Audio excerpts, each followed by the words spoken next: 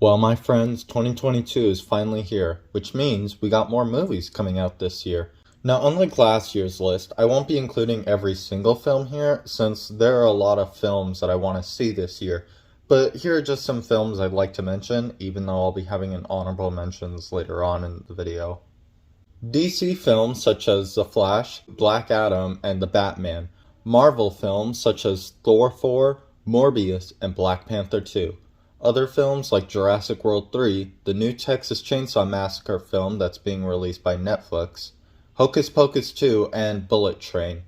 Now before we start this list, I'd like to clarify that these are the films that I'm looking forward to. That doesn't mean these films are the best, especially considering last year's list, oh my god, I had Eternals on that list. But with all that said, here are my most anticipated films of 2022.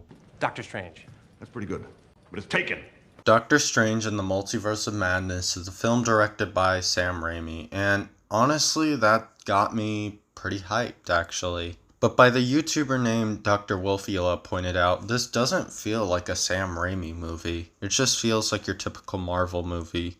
And honestly, that sucks. After seeing the Evil Dead movies in December of 2021, I gotta say, it really sucks that none of this feels like an Evil Dead movie, or the Sam Raimi Spider-Man films that have come before. But it does look good, and I am intrigued to see what they will do with this. I really hope this movie is good, and that it doesn't flop. The Northman is directed by Robert Eggers, who you might know from The Lighthouse and The Witch. And it's about a young Viking prince who embarks on a quest to avenge his father's murder. And honestly, it looks pretty cool. It also has Anya Taylor-Joy in it, so that's already a plus in my book. Hopefully this will be good, and hopefully I'll be able to see it in theaters. Today I'm going to be doing a social experiment. Bad Guys is a new DreamWorks animated movie, and honestly, I don't know why I'm excited for this movie as much as I am, but at least it's not Boss Baby 2, or Trolls 2, or Croods 2. I guess I'm just excited for an original DreamWorks animated movie again, even though this is based on a book. Anyway, The Bad Guys looks good. The animation is good. I really like the stylized human heads and how cartoonish they look. And, I don't know, this film has potential to be good. It really does. Oh, if you look into her eyes. Don't Worry, Darling is a film directed by Olivia Wilde that stars Florence Pugh, Harry Styles, and Chris Pine, along with Olivia Wilde as well. It's about a housewife living in a utopian community in the California desert who uncovers a disturbing truth about her seemingly peaceful life. And honestly, that sounds really interesting. Unfortunately, there's no trailer, so the plot and the cast is all we have to go off of. Nope. And just like with Don't Worry Darling, there isn't a trailer, but Nope is directed by Jordan Peele. He's the guy who did Us and Get Out. He also produced the 2021 Candyman movie, so hopefully it'll be good.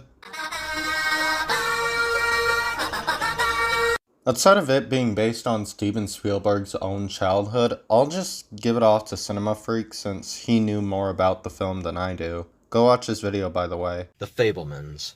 In case you're unaware, this is a semi-biopic about Steven Spielberg's childhood, being directed by Spielberg himself. Funny thing, this is actually a movie I predicted would be made eventually.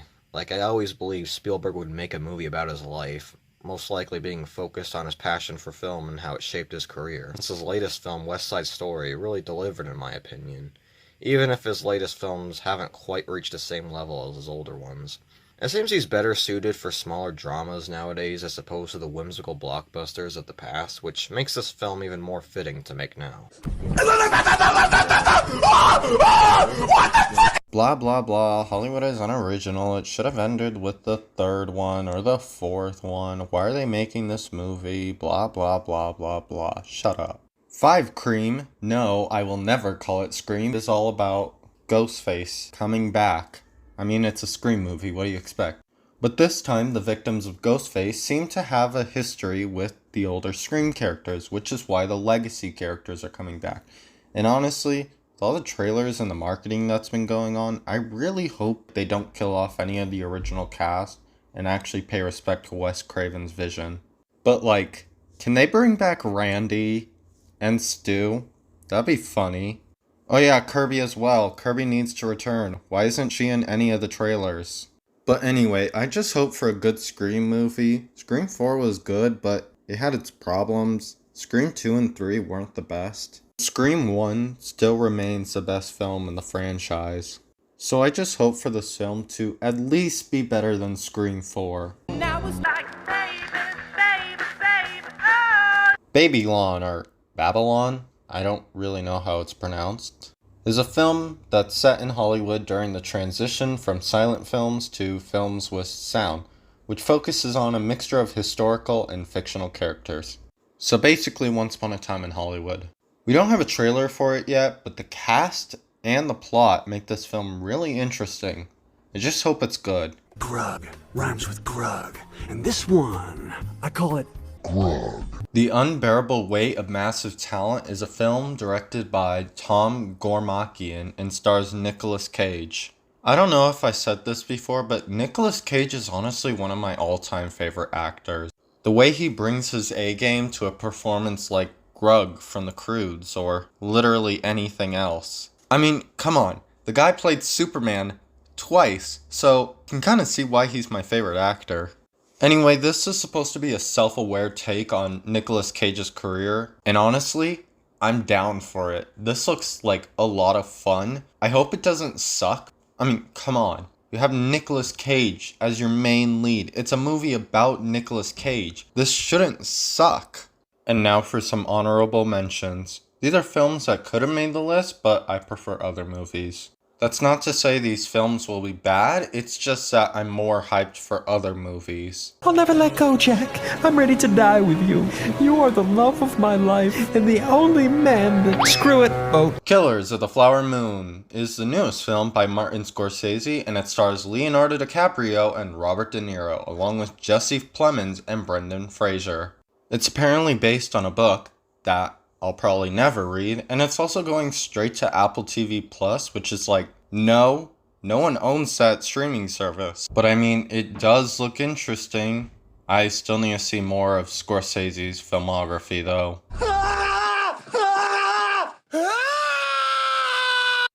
Okay, I'm gonna be honest. I've only seen the Mission Impossible trilogy once, and I haven't seen 4 or 5. I've seen 6 before the first movie. I should probably get on to that. Moving on, Mission Impossible 7 is part 1 out of 2 films that are supposed to say goodbye to the Mission Impossible franchise once and for all. I gotta admit, I'm really looking forward to this, but we haven't got a trailer, even though we haven't got a trailer for most of these movies. I'm just gonna put it here just to say, hey, I'm excited for this movie, and that's it. It's time to disarm a bomb. Did you bring your DS stylus? I can't explain it either, but somehow The Outlaws from 2017 was one of my favorite action movies. It's just a type of film where you can just turn off your brain and have a good time. There's nothing really special about The Outlaws, but I just like it so much. And when I found out it was getting a sequel called Roundup, I was actually excited. I hope I can actually see it. I saw the original Outlaws on Tubi, and that was the only way I can see it. Maybe it'll be in theaters, like a Fathom Events type thing. Who knows? But anyway, Don Lee is becoming one of my favorite actors, and I'm honestly excited to see this movie. I hope the final fight scene of the movie is just as good as the original. The whole bathroom fight scene from The Outlaws was honestly one of my favorite parts of the movie. And now we go to my most anticipated movie of this year. This is SpiderVerse. This is Spider-Man! Of course this film was going to be number 1 on this list. The original Spider-Man Into the Spider-Verse film from 2018 means so much to me. I even wrote an essay on it relating it to the hero's journey, and fun fact, that actually saved my grade for senior English that semester. But of course, I have my worries, obviously. I mean, this is a sequel to one of my favorite movies of all time. I'm worried they might fuck it up, but like, again, I trust the people behind Spider-Verse. Anyway, enough of my whining. This looks amazing, especially with like the teaser trailer that released. I really hope the movie actually changes art styles when like they're going into like the alternate dimensions. That was something that I liked that they did in the first Spider-Verse, and I would like to see that concept expanded even more into the multiverse. Anyway, that's really it. I'm kind of tired, so goodbye.